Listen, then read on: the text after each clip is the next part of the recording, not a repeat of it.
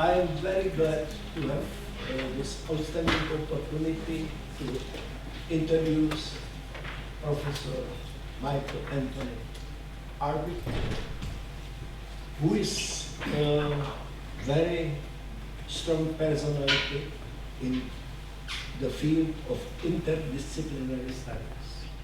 He is engaged with mathematics, with neurology, with psychology, and speaking what is, for me, the main contribution of his work.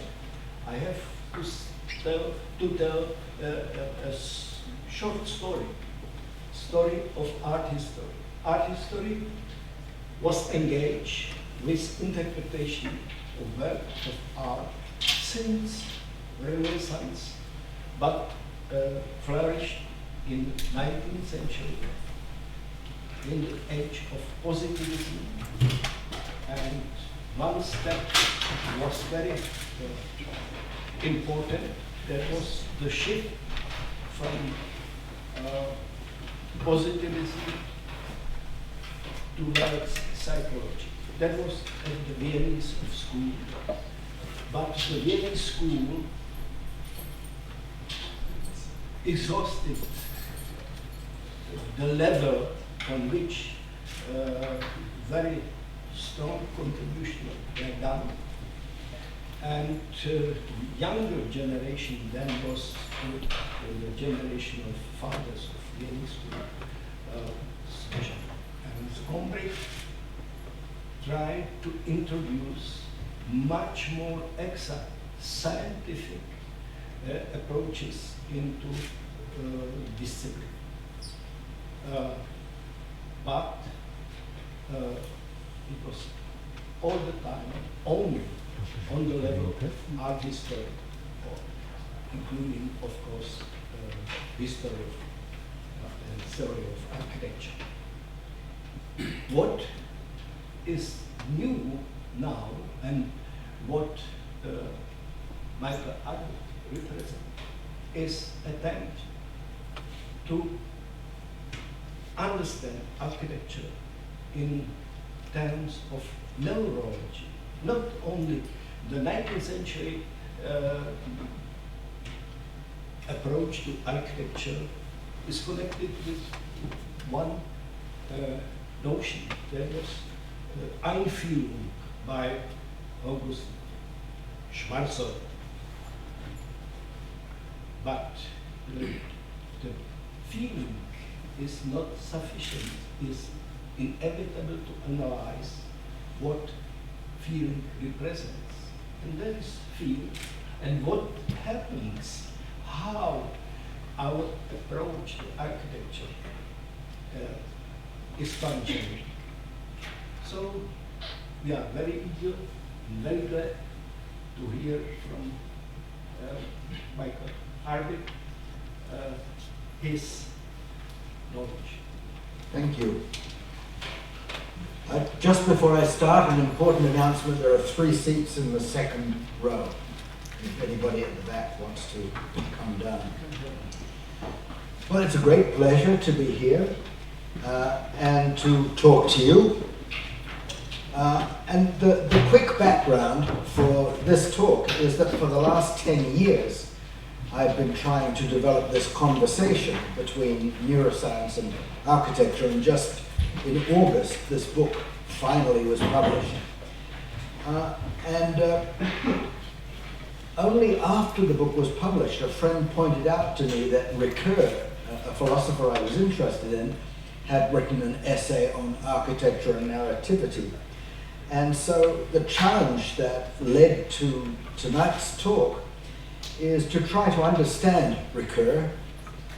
And those of you who are experts will understand that I did not succeed, but I begin to understand Ricoeur, but to try and analyze how to think about him in relation to architecture, because he only has this one paper, and I think is still concerned more with narrative in the sense of literature rather than what we're concerned with in architecture. So, my slogan, as it were, which I will try to develop with you, is this notion that Ricoeur is more concerned with narratives about architecture, talking about architecture, rather than architecture as a source of narratives. In other words, I will be emphasizing more, you are living in a building, you have built memories of your time in the building, you can talk to people, you have new narratives. But the crucial thing is the experience and behavior you have in that building. Now, recurs, as we might say, to the writing of Bakhtin about how literature can combine topos and chronos, and he has the jargon chronotope. And part of the work of Ricoeur is to try to say, how can we bring together space and time in a new way? But it seems to me that's not a concern for architecture, because of course architecture brings together space and time. It is a space in which we experience, and so we're going to look at this in terms of two key meanings of architecture. On the one hand, it is the work of the architect, the practice of designing a building, but then the result, the physical building itself, and the underlying notion that we will translate from Ricoeur into our field will be that distinction between the design and the experience. A process extended in time, the design yields new spaces, these support habitation and use, and these processes are extended in time and space. Okay, so before we look at my summary of Ricoeur, I just want to summarize for you. I'm talking too loud, or this is too responsive. I think. No, I'm used to speaking. Okay. So, I want to just come up with a few, I think that's turned off already. Yeah. I think there are a few concepts I want to share with you from the background that I have before we meet Ricoeur. So let's go. In developing the book, a recurring inspiration for me was the quote that I give you here from Peter Zumthor, who said, "Construction is the art of making a meaningful whole out of many parts." But he says, unlike the sculptor, I have to start with functional and technical requirements. And he gets into the story of details, but the crucial part of the quote is, when I think about architecture, by which he means the design process, images come into my mind. When I design, I frequently find myself sinking into old, half-forgotten memories, yet at the same time, I know that all is new. That's the crucial point. And so one of the things one might ask from a neuroscience perspective is, how is it that memories, which are dredging up what happened in the past, end up creating something new? Okay. So the suggestion is that when designing a building, memory meets imagination, and that imagination, strangely enough, is not so much directed to the past, but imagination that somehow takes the elements of those past memories and thinks about the future experience of others. In other words, a building is a field of experience, a field of behavior, and so although the architect is eventually coming up with a somewhat static form, for me at least, and I think for many of you, the essential question is, what are the processes that will occur, whether of contemplation or practical action, that occur within that building? And so let's take that as enough. I have a bad habit of writing too much on my slides.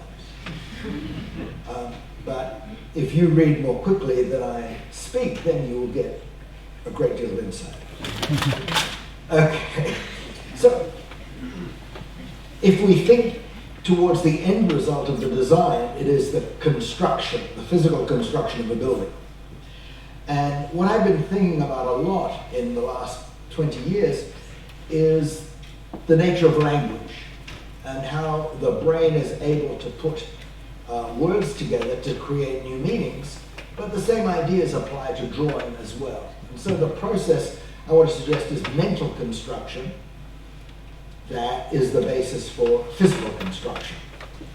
And so, because you may build models as you design, because you may produce drawings as you design, I say in the middle here, architecture as a design process intertwines physical and mental construction. And once the building exists, though,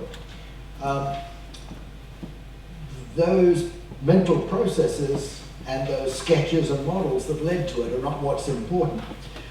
And so we've been using in the English-speaking psychological literature the notion of an affordance, which is basically an opportunity for action. So in this room, the stairs are an opportunity for getting from the high level to the low level. The chairs provide opportunities for sitting, and for some of you for sleeping.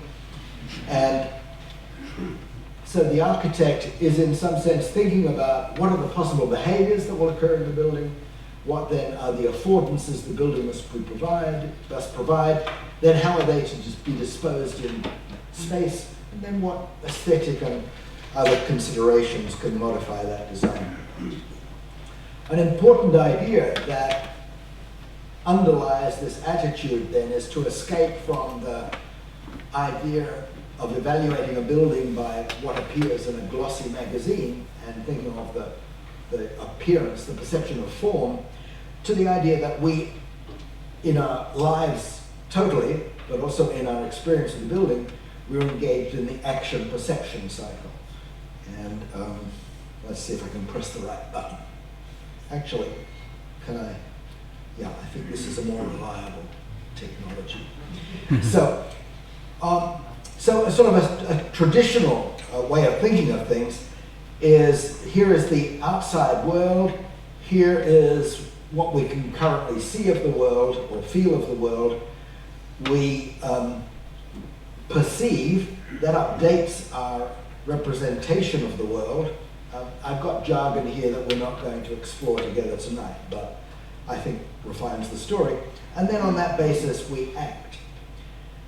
But I turned the name from perception action cycle to action perception cycle to sort of say, well, in some sense, we start here. We have some goals, some tasks, some interests, and then we may move our eyes to get new information, or we may actually start moving around and acting, and then that changes what we can perceive, and then that updates our plans for behavior. But the point is, we're in this continual action. Rather than stimulus comes in, we are forced to respond. And now just a little bit more about affordances. This is, as some of you may recognize, Las Ramblas in Barcelona. And at a level of conscious analysis of the scene, your attention subconsciously is drawn to the woman in yellow. And then you can talk about her. It's a woman wearing a yellow dress with a bag and so on. So that's a conscious process. But what J.J. Gibson came up with, the idea was that as you're walking through a street like this, you may suddenly jump to the side, not because you recognized a person there you were trying to avoid, but because subconsciously the flow of information on your retina signaled to your brain that a collision would occur soon unless you moved away. And so you did this without recognizing who the person was, which is not so good if it was a close friend who thinks you're avoiding them. But what I want to say then is the affordance, in the sense of J.J. Gibson, was emphasizing more these unconscious or subconscious cues for behavior. But I want to talk about both. So a doorway can be both, as you walk, your optic flow relative to the sides of the door can give you a trajectory that avoids collision with the edge of the door. But before that, it may be the recognition of the door that is consciously guiding your decision of which way to get out of the room. So for me, this interaction between the what is something and what are the fine details of motor action that are appropriate come together. And then the other important term, not from Gibson himself, but from some of his disciples, is that of an effectivity. So an affordance is not an absolute property of an external object. It is essentially a relationship between the person and the object.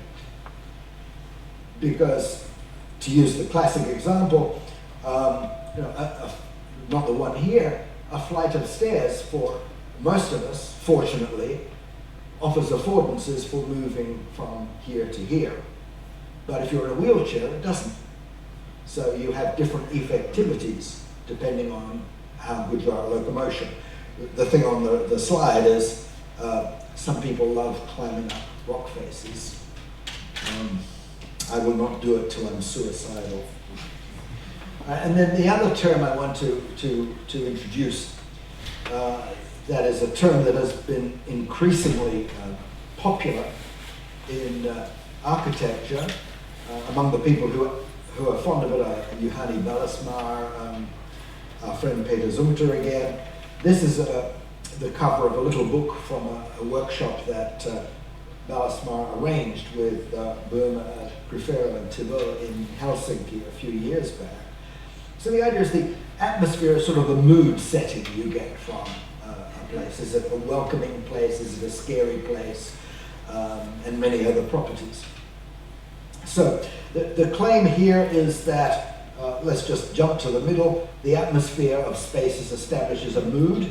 And again, just as I said for affordances and effectivities, the way you experience a place may change from person to person and may change over time.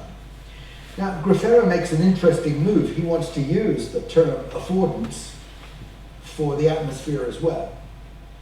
And so I want to put in quotes, it's a non-Gibsonian affordance, but the idea is that the classic ideas of Gibson were about motion. How did you move to act on object or interact with the world? And this is what is the affordances for entering an emotional state. So I think that is the end of part one, and now we can introduce Paul Ricoeur.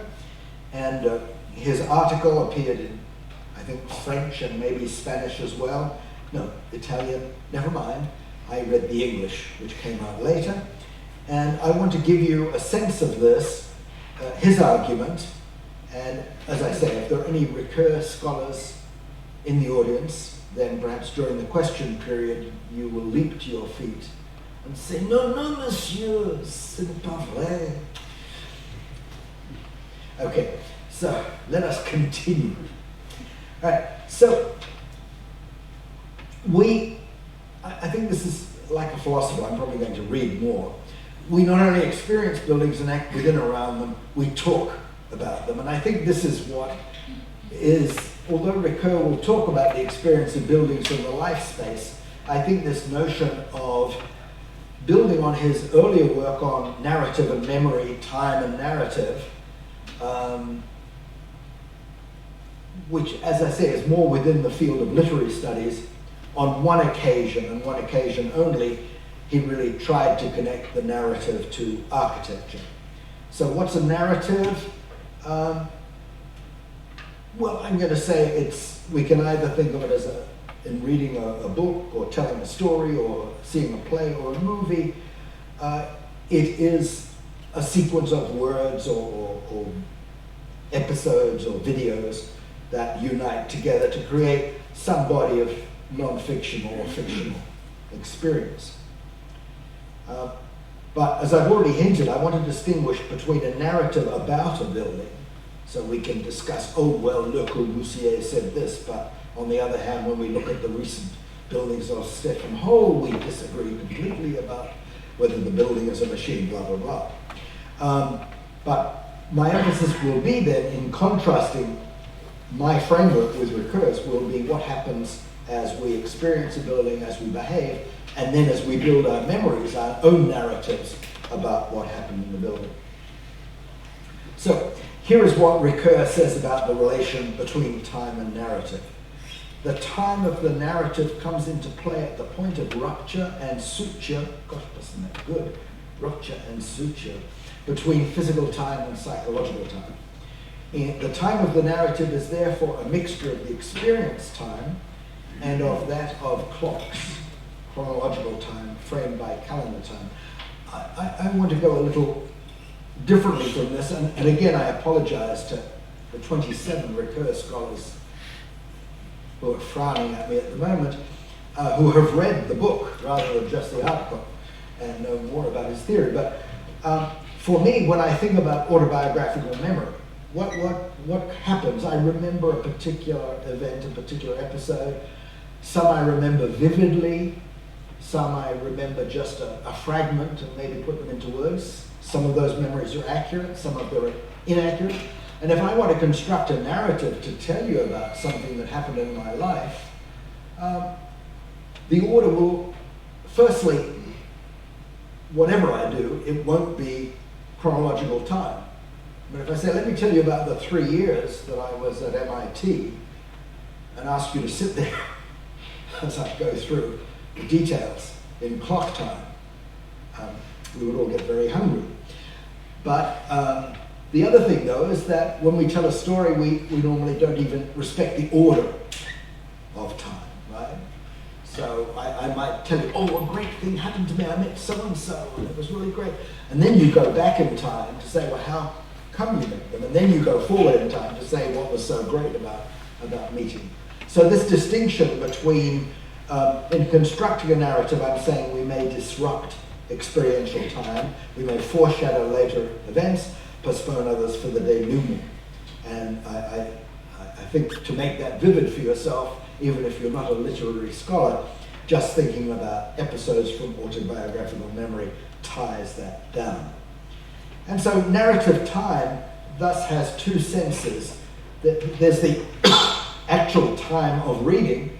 You're there and each sentence takes a certain amount of time, and you can, in fact, my iPad tells me I'm adjusting your reading speed, and you have 3 hours and 7 minutes to go till the end of the page.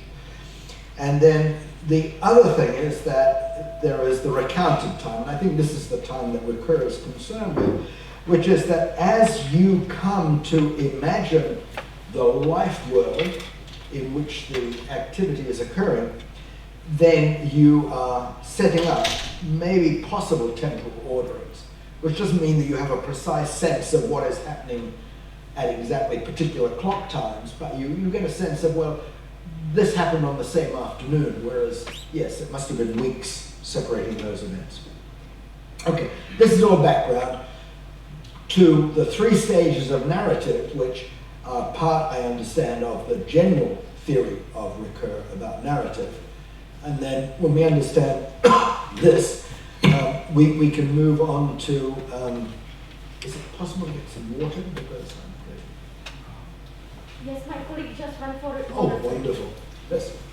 So, if worst comes to worst, I'll just point to the slide and you can choose to read what happens. So, at a high level, he just says there's three things, and to put it in simple language, there's before, during, and after. There's before the narrative, and the idea is there's a bunch of experience that hasn't been, please, thank you, bless you. A round of applause, everybody. We're going to do this again, right? Thank you very much.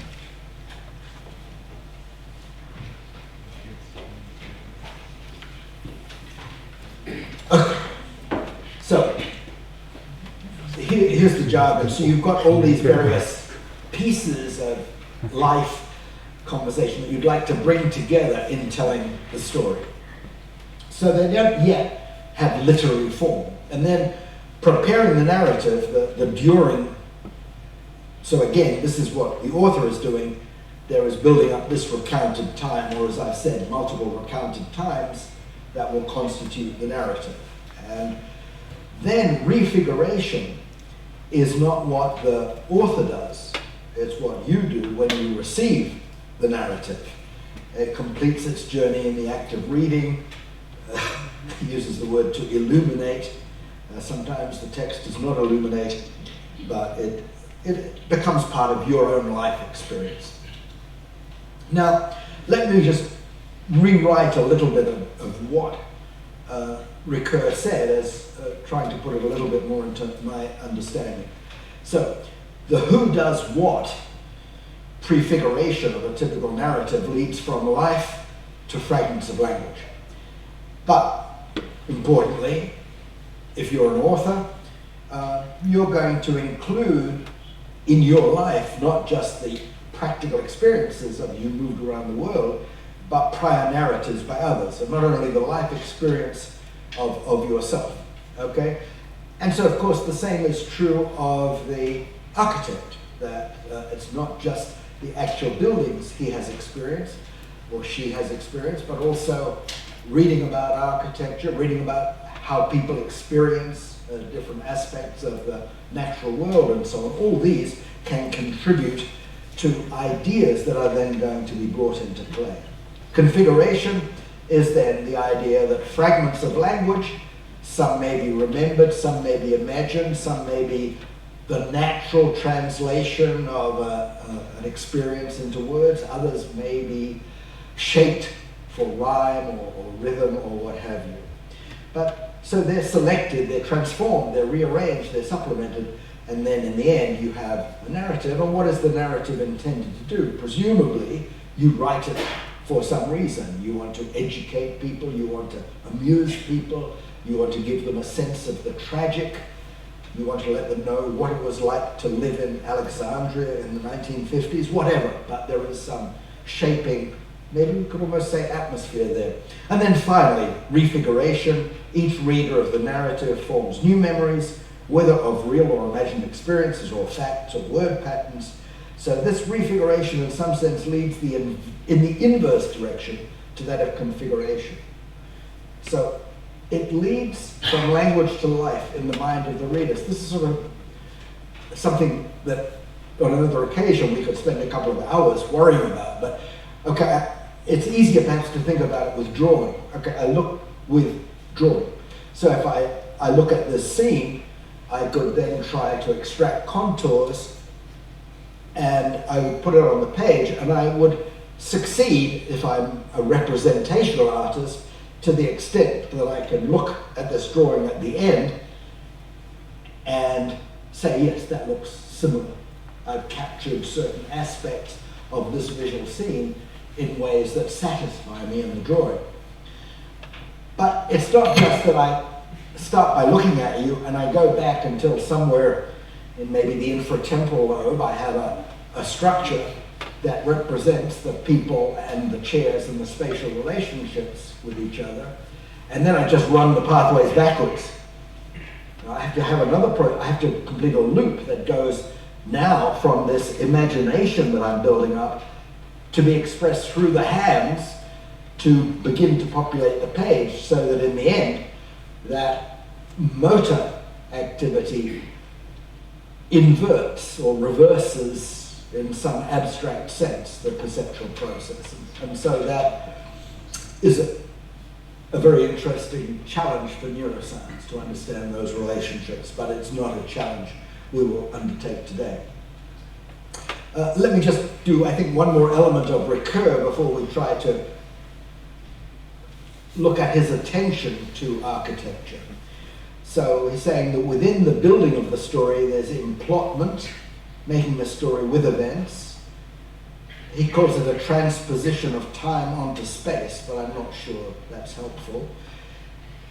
And intelligibility to me is not all that different from emplotment, clarifying the inextricable, because narratives of life are naturally unclear. And then intertextuality is perhaps more important, and I think it faces up to a problem the architect has, that you may design something you think is beautiful, or you may design something you think is functional.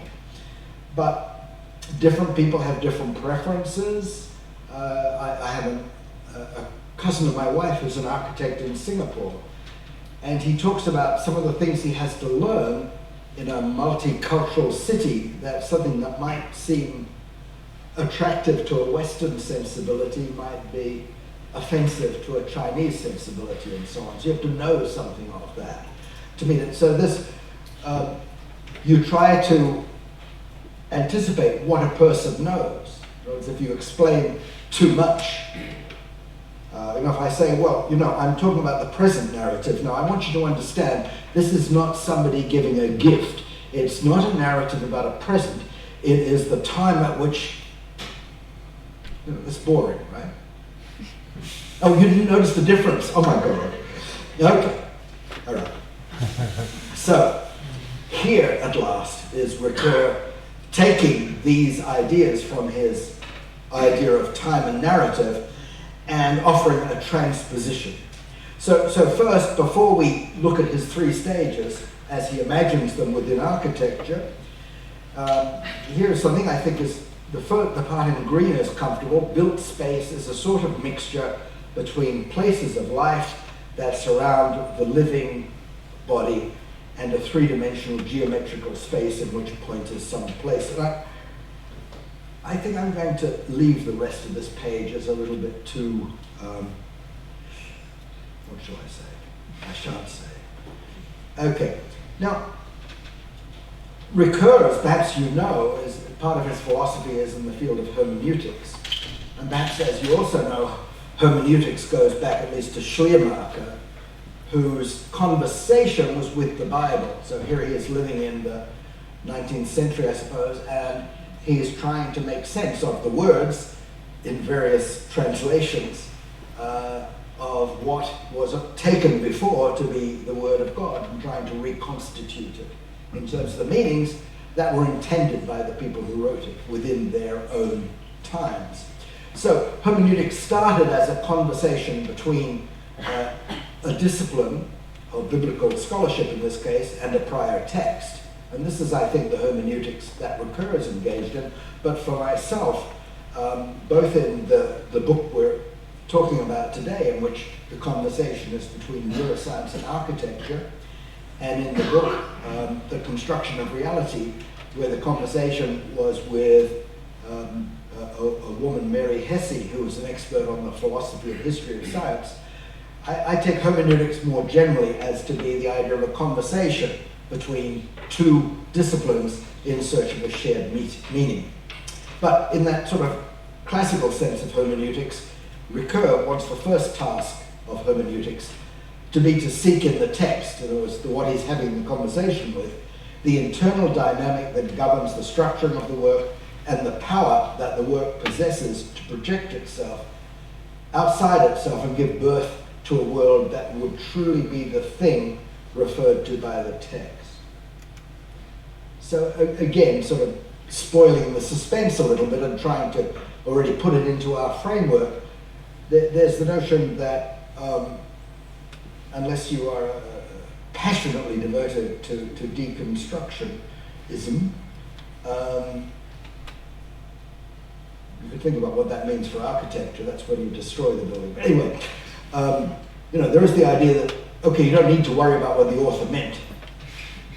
You can read it and take whatever you want from it. But I think the point here is that the hermeneutics is trying to read it to see what you can find about what the original meaning was, even if at the same time you're trying to understand how it is that your different cultural or personal perspective changes your behavior. So as we turn that into the architectural realm, we're thinking about the architect having, in some sense, an imagined set of experiences for people when they're within that building. And then as the building is used, and by different people, then that may change. But there is that point of the design process involves at least the creation of that imagined structure. So, implication for architecture at the bottom here is that a new building may offer new opportunities for living in both a practical and poetic sense. So we come back to the idea now, not of an imagined world as the reader of a narrative, but you have changed the physical world, and therefore the realm of behavior of people who encounter that building has changed. And so what I want to do, and just sketch for you today, is how do the experiential places of a building link to their physical construction? How can we relate the life world of users to the cognition and neuroscience of human action and more?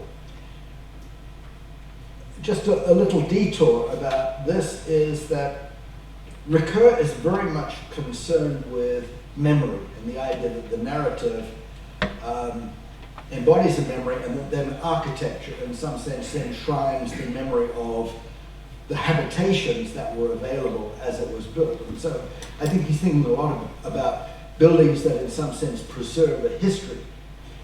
And so there is sort of the rupture of do the historical buildings in our town help us experience our sense of community, or have we forgotten this? And there's a nice example here. I quote Churchill, who said, "We shape our buildings, thereafter they shape us," when he was advocating the rebuilding of the Houses of Commons in London after they had been destroyed during the war, and without changing them. Perhaps you know we've had the recent controversy resolved by let's reconstitute Notre Dame de Paris as it was, but maybe with better fire safety precautions. So Jelic and Stankovic came up with a discussion of how do you design monuments and memorials, where the crucial purpose of this is to say, here is an important part of our history, we want to preserve it. How do we build to do this? But what was nice about Stanicic's talk was that he recalled that in his childhood town, there was a lion. And that if you really looked at the history, it was sculpted as an Austro-Hungarian symbol of victory over Serbia. But today's Serbians living in the town, it's just an emotionally positive symbol of the town itself, and not at all a symbol of it. So this is just the way in which buildings can transmute themselves. The narrative may change, the emotion may change.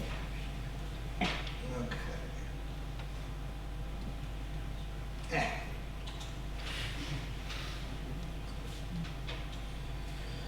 All right, so I skipped those two slides because I think there would be too much redundancy with my divergence as we proceeded.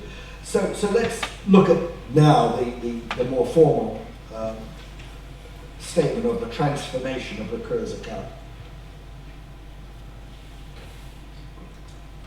This is, I think, the point that we were just making with the remembrance of this lion and its changing significance. In cities where life and death are still together, human beings keep shuttling between past and future and here and there. In this context, architecture retells the stories of its site while providing a site for imminent stories. Now, I think in old cities, there are certain parts of the city that serve this function. But in general, the architect is not building a building of this kind. As we look around this room, what is it about our glorious Czech or Czechoslovak or Austro-Hungarian heritage that is being elicited? So for most buildings, most people, I think buildings do not chronicle the history. And so my account is going to be a different sort of retelling. It's not a retelling of the building in terms of a historical narrative, but rather there were images and memories of the built environment that the architect draws upon in trying to imagine a building that will afford various new experiences that his imagination or her imagination has constructed from those prior experiences. So here's on the left-hand side, I have basically what Ricoeur says for his transformation, and then a little bit of expansion on the right. So prefiguration is linked to the act of inhabiting. And what I'm trying to get at here is that the inhabiting is not really quite what the architect does. Rather, the architect is bringing together fragmentary readings of prior buildings, which, as we've said, may incorporate buildings read about, architectural theory, and various other accounts. But it's based on diverse people inhabiting and using them, as well as discussing them. And these provide the raw material that the architect is going to draw upon in meeting the program, the specification for a particular building. But again, as you know, the specification is a general framework of what the building should do. And if you pay an expensive architect, you shouldn't pay them unless they both surprise you oh, I didn't expect it to come out like that. I'll have a specific example later, but also satisfy you that they've achieved what you wanted the building to do. So configuration is, to fully understand it, you have to link that to the act of building. It's not just the mental construction of this is a beautiful idea of what the building will be. The architect is working with the structural engineer, with other architects, with the builders and so on. So it extends through the architect's design process to the completion of construction of the building. And now, just as I emphasized that we had to annotate the 3 stages that Ricoeur had with author, author, reader, so now I have to annotate the stages with architect, with her own experience, but incorporating the experience of others, architect as part of a larger team, coming up with the building design to the point of construction and perhaps during the construction, and now we switch to the users, the inhabitants. So refiguration for Ricoeur is, from his literary perspective, he uses the phrase, the rereading of our towns and of all our dwelling places. So maybe a new building becomes the new center of the town, and so the way you think about the geography of the town and the meaning of the town is in relation to that new building. But this idea of rereading, I think, is not for me the important point about the building. The narratives are not the new overall historical, what the next history will say about the town because of the building. Is how it will be experienced. That can be the basis for the narratives of people who have spent part of their lives in that building.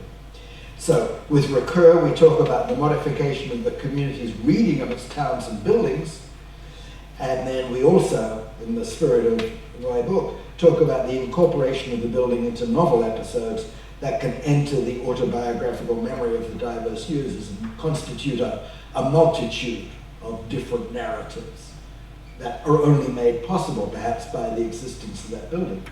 But not only by that building, of course, because who was in that building, what you were doing before the building, what you wanted to achieve in that building, all this changes the narrative. All right. How are we doing? Yeah, let's jump a little bit here, because I think that if any of you wishes to email me, I can send you a copy of the paper that tries to express these ideas. And I think what is perhaps most useful to spend some time on now is firstly to bring in some of the ideas from thinking about cognitive science and neuroscience that inform my approach to these narratives of prefiguration, configuration, refiguration, and then try and see what happens when I look at a particular case study. You notice that I'm wearing kangaroos on my tie, and this is in honor of the Sydney Opera House, which will be the closing example of the talk. But in a sense, what I want you to leave with is the sense of a continuing conversation, and what you'll be thinking is, well, what do we get from thinking about architecture in terms of narratives? That was the conversation with Ricoeur. What do we get from thinking about brains and cognition and so on? That's what you get from the conversation with me. And then we'll talk briefly, and my own, of course, very small sample of some stories about how Utzon designed the Sydney Opera House. And then you'll be able to think about, well, to what extent did Ricoeur help me understand what Utzon did? To what extent does Arbib help me understand what Utzon did? And what, to me, whether in terms of what you hear now about Utzon or what you know from your general understanding of the practice of architecture, is left out. Because what we're seeing here is the skeleton of a theory, not the full fleshing out of it. Blah, blah, blah, blah. All right. So the key little bit of neuroscience that we'll indulge in today is the fact that there is a region of the brain called the hippocampus. And what we have at the left top is a cross-section of the hippocampus drawn by the Spanish neuroanatomist Ramon y Cajal. And what at the right we have is a rendition, a recent drawing, but based on the classic work of John O'Keefe, which led to the Nobel Prize a few years back. And what happens, there's been quite a lot of neurophysiology where in animals you can record from the activity of single cells, and if you record near the periphery, you can say, okay, this cell seems to be firing when you see the color red in this part of the visual field, or this neuron seems to be firing when you're moving the fingers in a particular way. So a lot of data at the periphery, the sensory periphery, the motor periphery. O'Keefe went into, as it were, the middle of the brain, the hippocampus, and discovered that when he had this neuron placed in the brain and the rat was moving around, what seemed to be important is where it was. So the way to interpret this picture is the lines, the fine lines, are just a tracery of the rat moving around this very boring world it has, and the bright dots are where this one cell sampled in here fired. And the point is that one cell alone is not very valuable, but if you have a cell who fires here, and a cell who fires here, and a cell who fires here, then their overlap is going to give you a pretty precise rendition of place in the sense that John O'Keefe talked about. So, and many people have suggested, okay, this is the key to navigation. And part of my work has been to show it is not the key to navigation. But the other fact that sort of everybody who knows about the hippocampus knows is about this poor guy who had such bad epilepsy that his surgeon decided to cut out part of his brain to stop the storms spreading in the brain. But unfortunately, he was a very scalpel-happy surgeon and removed a huge chunk of brain, as caricatured here. And so he lost episodic memory. So if you were having any interaction with him after the brain damage and went away and then came back, he had no memory that you had met before. The amazing thing, though, which shows that different parts of the brain support different types of memory, was that if you showed him, let's say, a new board game, fine, he'd get the rules, he could have a working memory of what was going on now. You'd come back the next day, he didn't remember meeting you before, he didn't remember having seen the board game before, you would explain to him what the rules were, you'd play. But the amazing thing was each day he got better. So his skill was improving. I mean, it's a little bit like in your own experience if you play tennis, which I don't. It's not that you sort of remember, oh, the ball is coming for me from that direction and I'm here and the other player is there. And I remember that on that occasion I hit a little bit far to the right, so maybe I should hit more to the left this time. So you're not using episodic memory in building a skill, you're tuning a system that can take that optic flow of the ball approaching you and your understanding of where the other player or players are disposed to route it through this, and your basal ganglia is scheduling your movements and the cerebellum is tuning the movements, and all that comes together. So I think that's the main neuroscience for today. Now, with this, I want to come back to the question that was posed when we quoted Zumta right at the beginning, when he was saying, when I design, old memories, half-forgotten memories come to mind, and yet all is new. And this is part of the talk I wouldn't have time for today, but I sort of hinted at it when I talked about if I were drawing this scene, that it's not taking a photograph where just zap, the arrangement of all the pixels is preserved. I'm making choices about what parts of the scene and do I want to catch you drinking or not in that picture and things of this kind. And so I have this understanding of what the different parts are, how much I want to capture about facial expression. Maybe I strip you of your masks when I draw you. So perception is then a process of mental construction. What is drawn is you're constructing as you watch what portions of the scene are important, how you wish to interpret them, what you wish to capture. And this may all be a subconscious process, but what in some sense you've captured at the end of it. So such perception is at the background of episodes. And so the new idea is that if we think of perception as a process of mental construction, memories are in some sense constructs too. It's not that, as I say, you're retrieving the photo or the video, that different fragments are coming to mind. And so it's, on some occasions, you'll get most of the fragments and have a very veridical memory. At some time, you'll just get a few of the fragments and you'll make up the others to sort of get coherence. And this is the problem in law courts, right, where different people remember the same scene differently. It's not that they're lying, it's just that they have remembered certain parts of the scene, and what they're saying is, well, it must have been like this, even if that's a subconscious rather than a conscious process. So the suggestion is, and what we're doing is, in a paragraph, we're,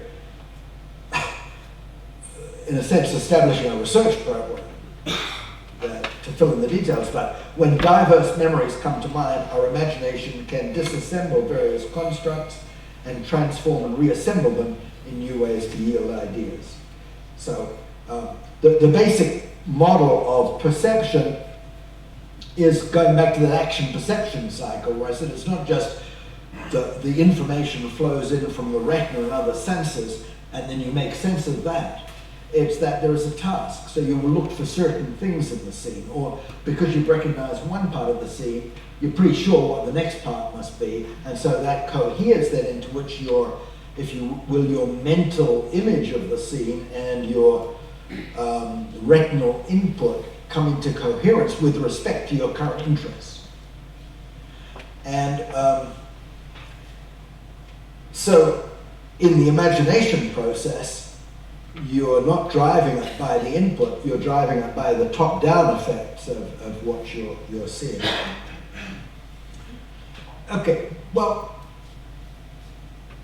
again, let's not read this, too many details, but the idea is people who've been trying to analyze data on hippocampal role in episodic memory is the idea that somehow it binds together different elements. So it's as if you had an index in the hippocampus that is saying this visual experience and this motor experience and this smell and so on are brought together. And so when you reactivate that process in the hippocampus, it can activate the rest of the brain. It's not that the hippocampus stores the experience of the episode, it's that it indexes it so it can recreate in the brain some sort of approximation to the original experience. Now,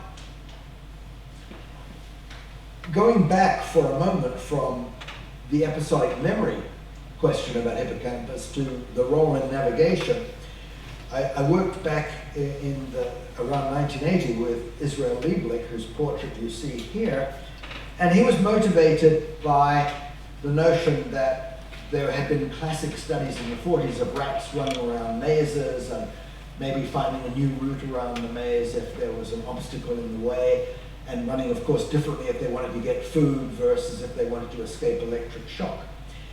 And so the distinction that I'm about to reduce to a very few words is if you're using an app on your smartphone to navigate, you don't really have a cognitive map in your head. You don't have to know anything about what the space is in which you're traveling or the relation.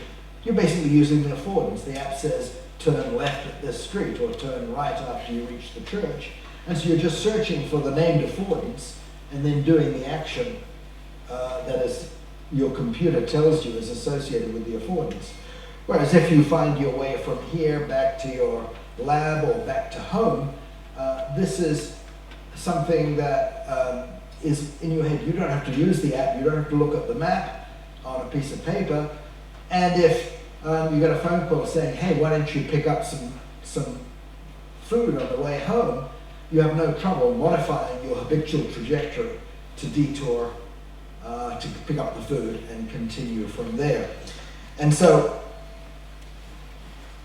the basic notion that we developed was that in addition to all the fine details of your behavior, you build a sort of world graph of what are the significant places in your world and what are the paths that connect nearby places. And then on top of that, we had a theory of how then, if you had that knowledge in your head, you could do that thing of coming up with a path you'd never done before, such as going to a particular store that you normally went to in a different circumstance than on your way home from work. I use this example to make 2 points, and that is that we see here that a metro map is like a world graph. There are stations, there are links shown, there's some information on the edges. In this case it tells you what is one line of the metro rather than another. So you try to find a path that gets you from the place you start to the place you want to be with, let's say, the minimum inconvenience of changing from one line to another. So there is the process of doing this by finding a path on an external map, and then the cognitive map is when you can do all that in your head without having to interact with the external representation. But the other point is the locometric map. As you think about this, you've also got this other image of the city as laid out with your spatial expectations. And so I think I may have to, I think I'm overdoing your forbearance. So I will just wave my hands as per usual. And so my idea is that, in some sense, in the world, you as the user of the world or the inhabitant of the building are coming up with your visual ability or your tactile ability to recognize different significant places and to put those places together to do different things. You know, if I have to go to a shop, fine, but if I want to go to a restaurant, then inside the restaurant there is, how do I get a table? How do I then behave at the table? How do I order the food? How do I get the attention of the waiter to get the food? How do I get the attention of the waiter to pay the bill, etc., etc. So there's this interaction between the abstract specification of the significant places and how they're related for our different behaviors, and there is the actual layout of the world on which we impose this high-level cognitive map. And then the story on the next few slides, which I'm going to jump over, is basically that if you are an architect, on the one hand you have your notion of form and beauty and shape, but also there's this idea that there are multiple scripts, like how do you want people to behave in the restaurant if they're customers, versus how do you want people to behave in the restaurant if they're waiters, or food preparation and so on. And you're going to end up with many different significant places for these different people, and even for the same person, different significant places for different behaviors. And then your task as the architect is then to place them in some form. And so you may have a pre-existing form you've thought of, but you then have a negotiation between, well, I like this compact space here, but now I see to fit in my significant places, I've got to make it better. Or I have this structure over here and this structure over here, but look, most of the behaviors of people using the building will be going back and forth between here and here, so maybe I can find an equally beautiful layout that allows this interaction. So I think that, and that, and that sort of spell out very, very briefly the ideas I want to get at.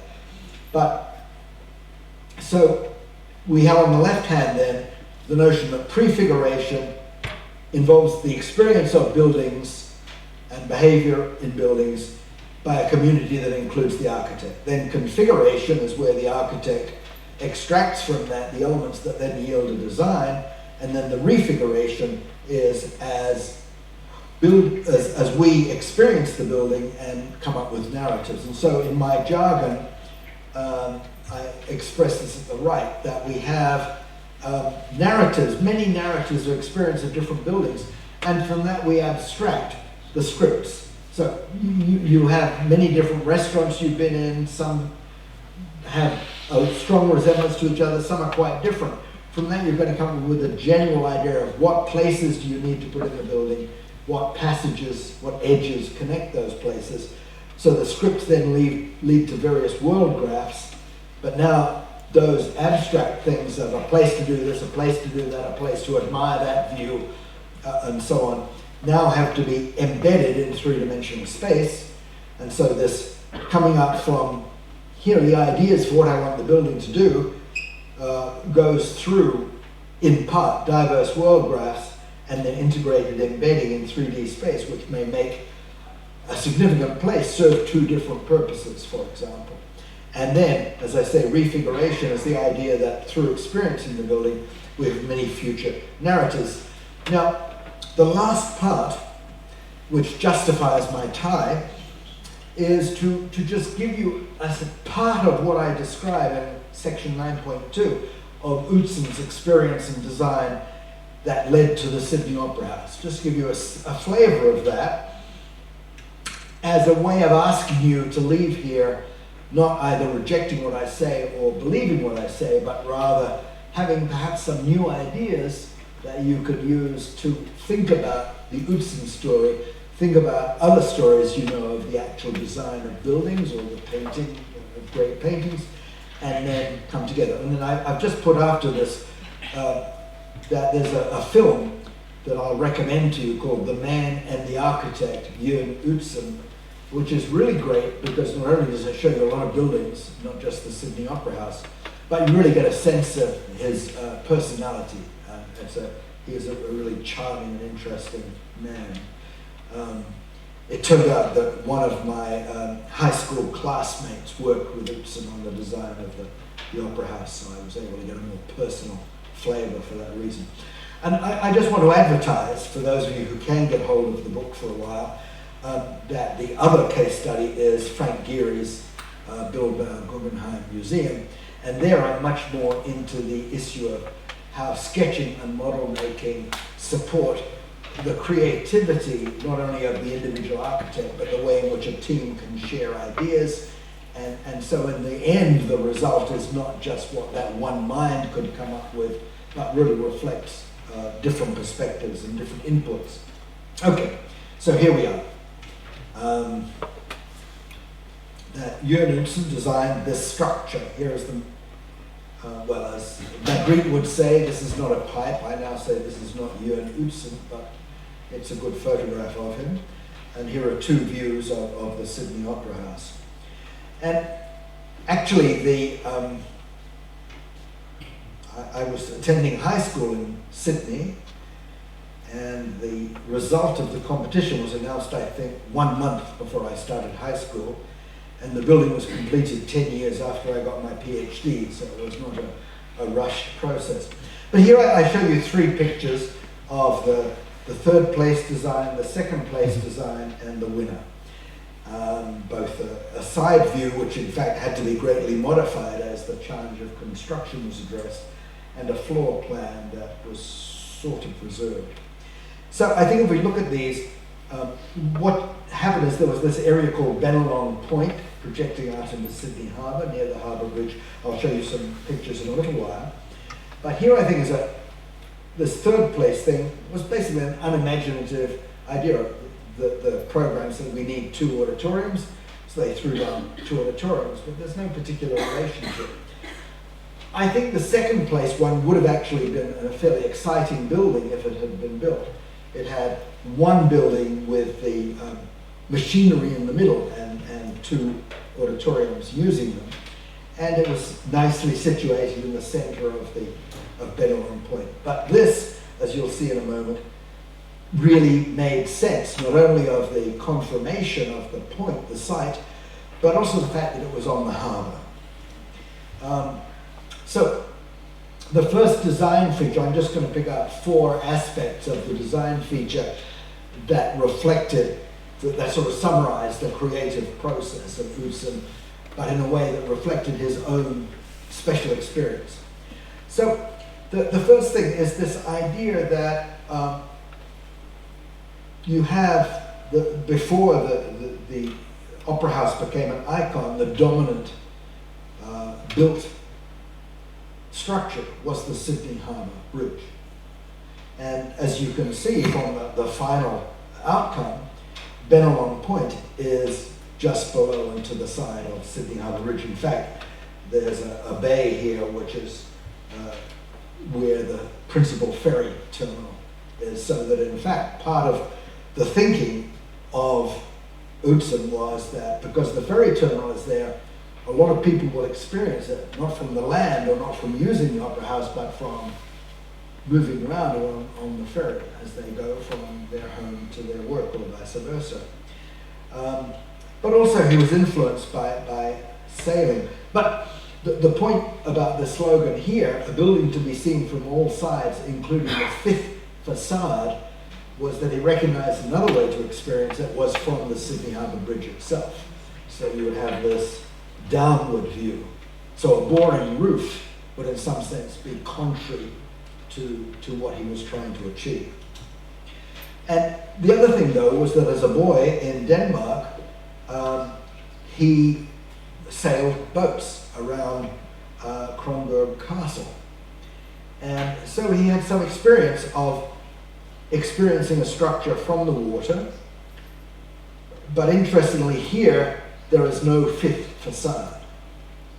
But the combination of his experience as a sailor and his intuition in studying the situation of the Sydney Harbour Bridge combined to set some general conditions on his design. Interestingly, he won the competition without ever having been to Sydney. He watched a video at the Australian Embassy in Copenhagen. And another unique feature about him, because he was such a keen sailor, was he got the marine charts. And so he really thought not only of how Sydney rises from the harbour, but also how the harbour develops underneath. And that provided a new dimension of thinking about the three-dimensional topography. So,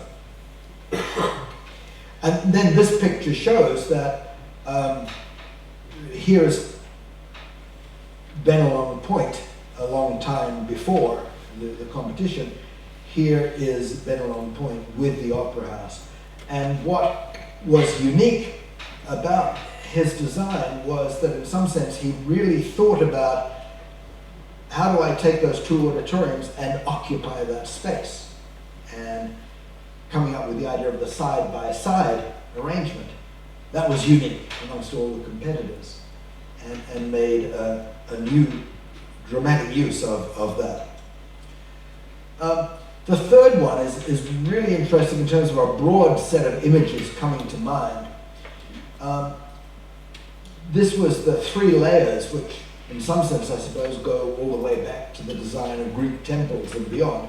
A platform, a performance space, and the roof as the shelter.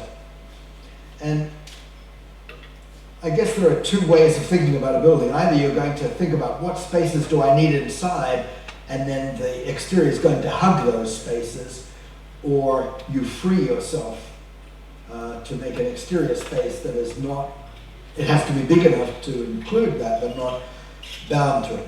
And so he said that his studies in China and in Guatemala and Mexico were very much influential for him in thinking of the platforms, the floating roof, the grand sweep of stairs, and with, as it were, the business end between these two. So, in a 1962 essay, this is after the thing was completed, he gave us these sketches, and what I think is intriguing about them is that they have the idea of, I'm trying to think of a roof structure floating above the base, but none of them looks like this. And many people think this is a set of sails, but my unorthodox theory is that no, it's a set of hulls. His father was a marine architect, and I think it's more, if you look at these shapes here, it's more like the front of the boat sticking up out of the platform than it is like sails, but another story. Well, sorry, I should just go back and we can then read Zumta's little quote again. So I think what this little case study, as we've come, the experience of the sailing around Helsingør, the experience of the Mayan temples, the Chinese temples, we then get a practical example of Zumthor's statement, all is new. That many different memories are not brought together in, oh, I recognize that, that's just a copy of Chichen Itza. It really is novel. And design feature 4, and this gets us back to the affordances, like I walk in the Ramblas, how do we move?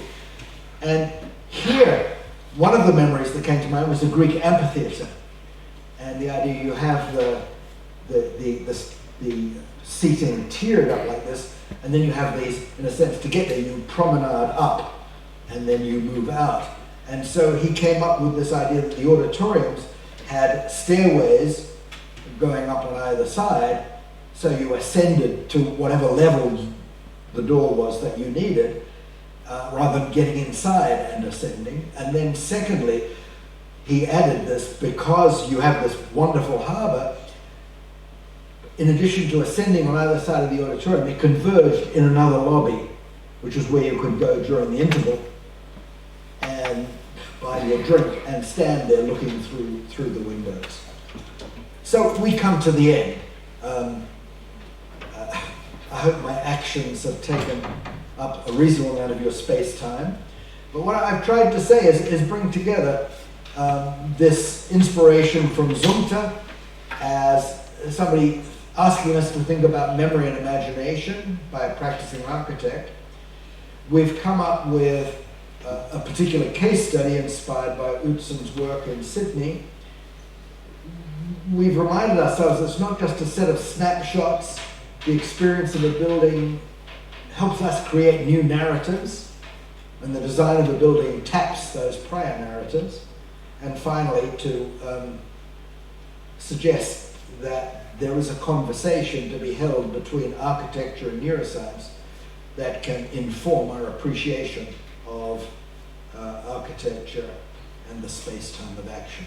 Thanks very much.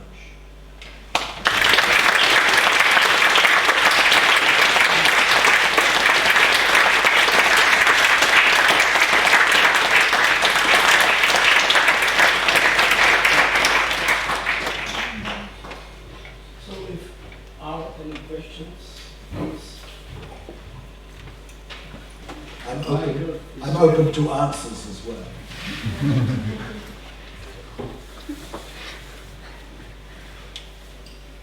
Please, some.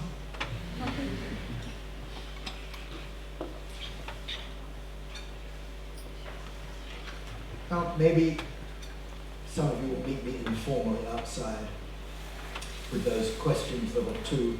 Oh, good. Thank you, sir. So, about a year like this,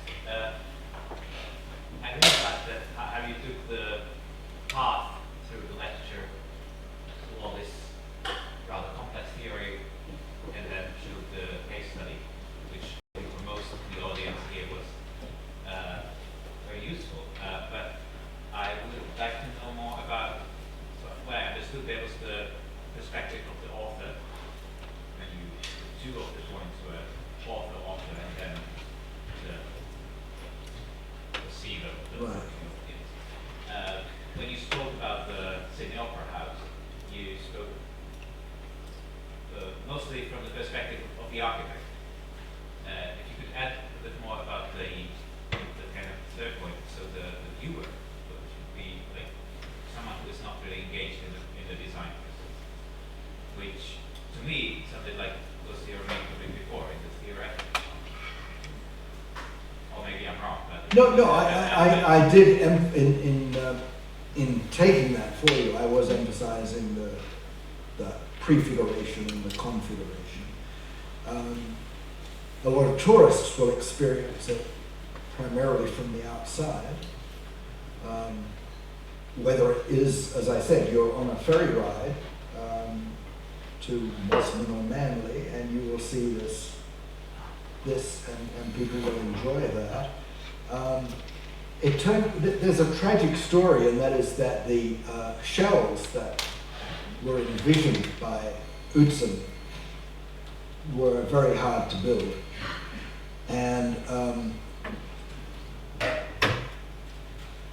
there was a change of government from the Premier of New South Wales who supported the effort to a new government, and the Premier who supported the effort said you've got to start constructing the foundation platform even though you haven't figured out how to build the roof. And so when the new government came in, there was a lot of fighting about getting enough money to do the case studies to make the roof work.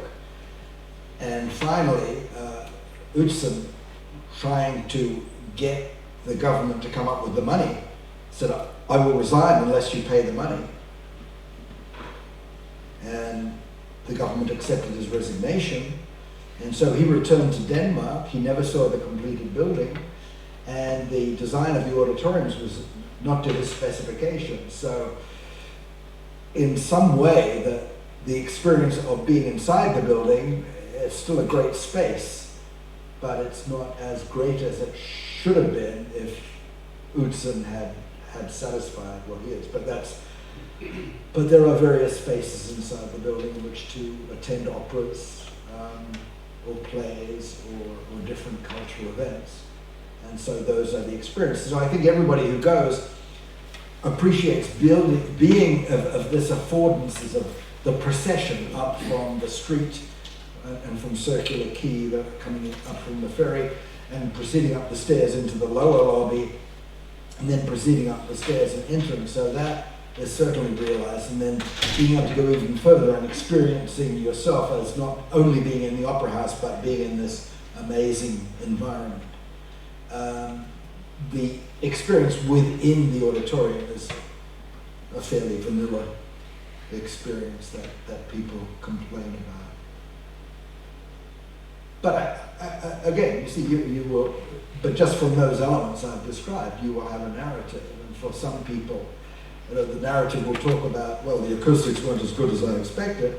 And for somebody else, it was just so great to be there, and then to see the marriage of Figaro in such a setting was added an excitement to the performance on the stage that I couldn't have had otherwise. So again, you get all those different. It's interesting to have both the personal narrative of the triumphs and tragedy of Utzon, and then you have these subsequent narratives we can each tell about the time we visited or went to an opera, or maybe combining different experiences. It's right next to the botanical gardens. So you have a different experience of walking through the botanical gardens and seeing it there. And that adds other episodes that people can incorporate in their own narrative. Now that's quite different from the other narrative, which is more perhaps Ricardian, is here is a city that was already a famous city in some ways, but it became an iconic city because of the Sydney Opera House. And this was part of the motivation of the government of Bilbao in hiring Geary, was they wanted a Sydney Opera House. Not that it was to look the same, but so this is more the narrative about architecture, of what can a certain type of architecture do to transform a city.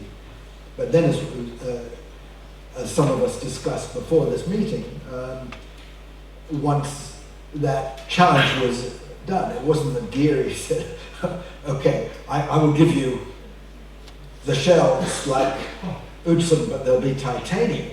He came up with a totally new design and conformed in part to the location with respect to a city and a river rather than a city and a harbour, and in part by the demands of the Guggenheim Foundation with respect to art galleries rather than the requirements for space for the performance of operas. Has anybody invented a question? Yes? You said, you said that, if I remember correctly, that you find the essay by Paul Ricoeur only after writing your book. So in the book, the When Brains Meet Buildings, there is no, the Ricoeur, position of Ricoeur is not strong, so he is not present there. So I would ask, what kind of philosophical position is there instead of them, or have you worked with another author that inform your thinking from philosophy? a phenomenology like the... I don't think I belong to a philosophical school knowingly.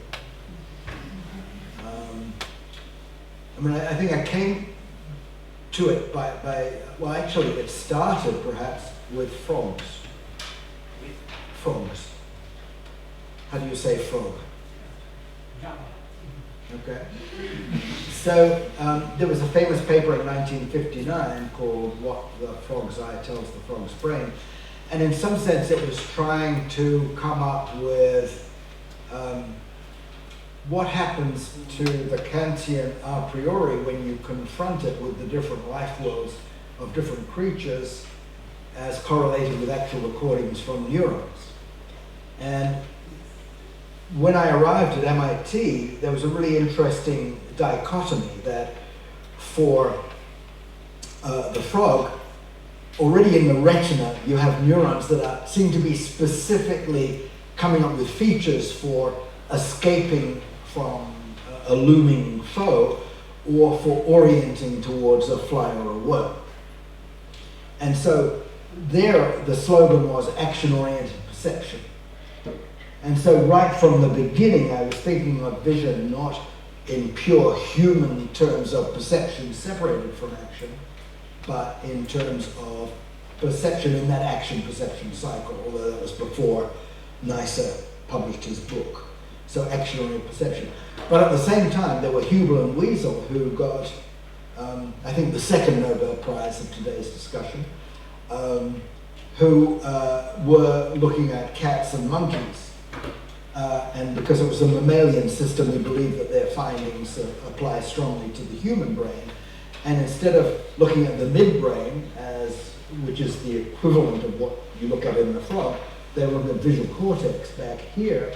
And then you find things like edges, edge detectors. So you come up, here's a little patch which seems to have a contrast with a particular orientation.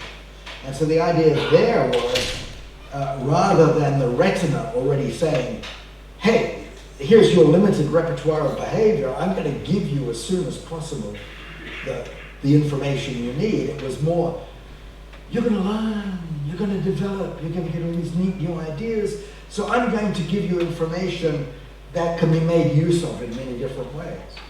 And so in the frog, I was modeling basically a relatively direct path from vision to action. And as I developed the work in the rat, it was how did you get from visual cues to the hippocampus and its role in locomotion and navigation. And then in the monkey, we got into hand movements and the pre-shaping of that. You see an affordance for grasping, and how does that control the hand? And then you could bring in motor cortex and premotor cortex and the role of the cerebellum. So I think it was that idea of expanding from that basic contrast between the idea that perception is sort of an abstract experience and perception is directly linked to action, and then from developing an evolutionary framework to see how we could actually integrate those two by saying in some sense we still have a midbrain that has something in common with those frog mechanisms, but there's a lot more beyond it. Direct philosophy, my Gifford lectures in natural theology of all things in 1983 were with Mary Hesse, who was, I mentioned briefly, a historian and philosopher of science. And for her, it wasn't so much a particular school of the kind you're talking about, I think, but it was looking at knowledge as a social product. And so, for example, you might ask, you start from scientists who all agree that Newton provides the right framework, and you end up with scientists who agree that you have to combine a quantum viewpoint where the world is inherently probabilistic with a world that is relativistic, where time is not, one clock measures all time. And so I think these are the influences that combine to shape my own philosophy. And one last response is that some of my colleagues in this enterprise are very fond of phenomenology. And I would say there, I mean, I would say, well, that's, in a way, I mean, that's what we're trying to explain all the time. How do we experience? How do we behave? And I want to understand how the brain does, and then get into interesting phenomena where the unity of our experience can be dissected by brain damage. So many of you know the work of Oliver Sacks, who has many, but the example that I like to use is there's something called hemi-neglect, that is, damage to one half of the brain can cause you to lose experience of the other half of the body. So somebody will be putting on their shirt and they'll cover this arm and won't touch this arm because it's not their arm. And if you, I am told, you can have a dialogue like this, say, what about this? I don't know, maybe the surgeon put it there as a joke. And then Bisiak in Milano did an amazing experiment that shows that this works even at the level of memory. That they would have people say, imagine that you are facing the Duomo, the cathedral in Milan, and tell me as much as you can about what you can see in the piazza. And they would beautifully describe this side of the piazza, nothing here. So your initial thought might be, oh, they can only remember this. But then they'd say, now imagine that you go to the Duomo, you turn around, and tell me what you see, can imagine seeing, and they will reconstruct the other side. So there's amazing interaction of different parts of the brain and different maps of different types of things moving from actual experience into even the way memory is reconstructed. And it seems to me this is sort of a dissection of phenomenology that enriches what we get from just describing what we think we do to really trying to understand how different parts of the brain contribute. So I think that's my philosophy, and you know, if I'm a neo-anti-Heideggerian, that's fine with me.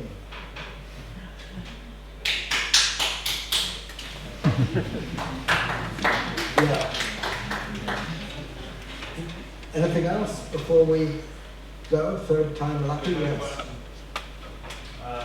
As a person interested in this neuroscience, do you ever be interested in how the thoughts are projected onto a computer screen?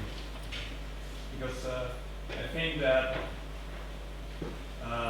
it's been some part of a study in the US lately, like how the thoughts can be projected. Yeah, I think you have to be a little careful about that. The experiments will be of the kind, here is a situation where there are maybe 10 possible words, and then you can have machine learning that will eventually pick up which of those words is being used. But we have a vocabulary of, what, 50,000 words, and there's no technology at the moment that can pick that up, let alone put it into a sentence. Where I think the most, well, I don't know too much about what's going on, but where I think it's most interesting at the moment is neuroprosthetics, where somebody who's paralyzed, they can't move their arms, but you can instrument them so that you can look at the motor cortex, premotor cortex, and come up with a way of extracting where they want the arm to go, and then either by electrical stimulation to the actual arm or by robotics, you can move it. So I think the idea is if you talk about thought too loosely and I know what you're thinking because I've got a few electrodes on your head, remember that you might have 50 electrodes but 10 billion neurons. And you'd like to think that those 10 billion neurons are doing more than 50 electrodes can pick up. But the principle is there, that if something is sort of within a short set of alternatives, then you've got that condition on your probability that says it's one of these. Which one do you want? But if you said to such a person, I want you to think of the most bizarre words you can in whatever language you choose, it won't work. Maybe one day it will, but I think it's more at this level of general context-dependent thoughts and decisions that it will be powerful in the future. And so we may have buildings that can respond to us at that level. I just want to add that I've seen a documentary about this, and there's AI in use for that. Yeah. There's a person and he imagines things and then the brain is scanned and then the AI learns so That's right. Well, the success, the classic work of the 50s and 60s was coming up with simple adaptive networks. So how through experience you could train a neural network to recognize patterns and things of this kind. The difference was that in those days computers were simple, databases were small. So now the system that, I don't know whether you use Netflix, but which will recommend to you movies to see, is taking all this information through very large artificial neural nets and coming up with vectors that can be computed into what movies they think you'll enjoy seeing next. So this is a very powerful within a particular domain, and it's also, as you know, moderately successful. I mean, it may pick up some movies that you wouldn't have known about otherwise, but it also gives you a lot of stuff you don't want. So artificial neural networks are very powerful. Google search engines, other search engines are using this machinery.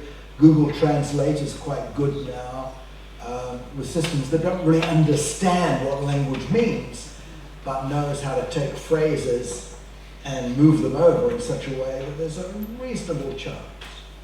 I mean, I think I read the last article by Ivan Havel because I could put it through Google Translate. I know what he was saying, I think, but I'm sure there were some subtleties I missed. But yeah, the capability of deep learning, which is really the form of AI that is so popular now, is the one that is transforming our understanding of what we can ask our machines to do for us. Thank you. Yes? So I would like to maybe already interrupt because there will be another chance now after this lecture to continue our conversation. I would like, in the spirit of affirmative action, Yes. to have this young lady ask the question. Okay. This is going to be a short question, but in the beginning you said that literature is about this place and time, and so is architecture. And 2 years ago I've seen a lecture from Peter Markley. He's an architect from Switzerland, and he said that architecture is a language. So the question is what's your opinion, like if we can experience architecture through a text, even though we haven't been in the building, if the texts share the same atmosphere as the building, like from the psychological point of view, what Yeah. happens in our brain? Well, yeah, so briefly, in chapter 8 of this wonderful book, I asked that very question, and depends how you want, if you define language metaphorically, okay. But if you define it strictly, where you speak Czech and you speak English, and what defines them is that you have a different lexicon, a different set of words, and you have a different grammar, ways of putting these words together to express meaning, and other things, then an architect doesn't normally have a fixed lexicon and a fixed grammar for putting things together.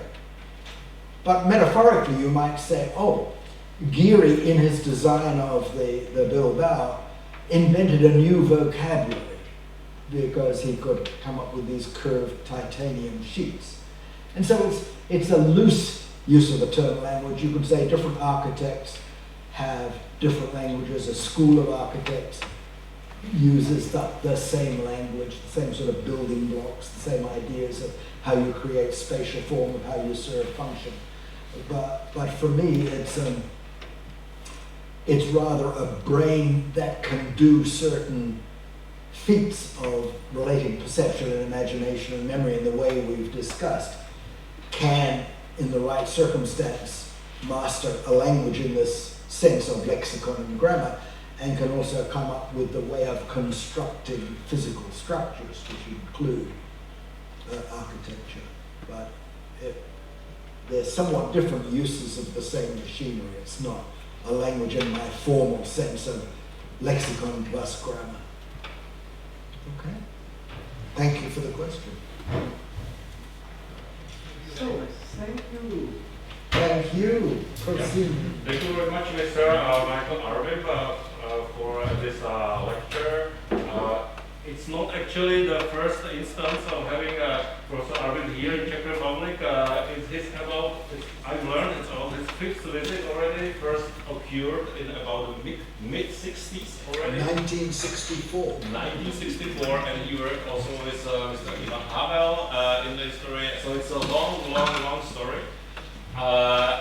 We've created now a little affordance for the social event in the foyer in front of this lecture hall. So let's check what happens when brains meet buildings and also with little refreshment. So please, you are all invited. Let's move to the foyer and continue our discussion more informally. Mr. Arbib will be joining us.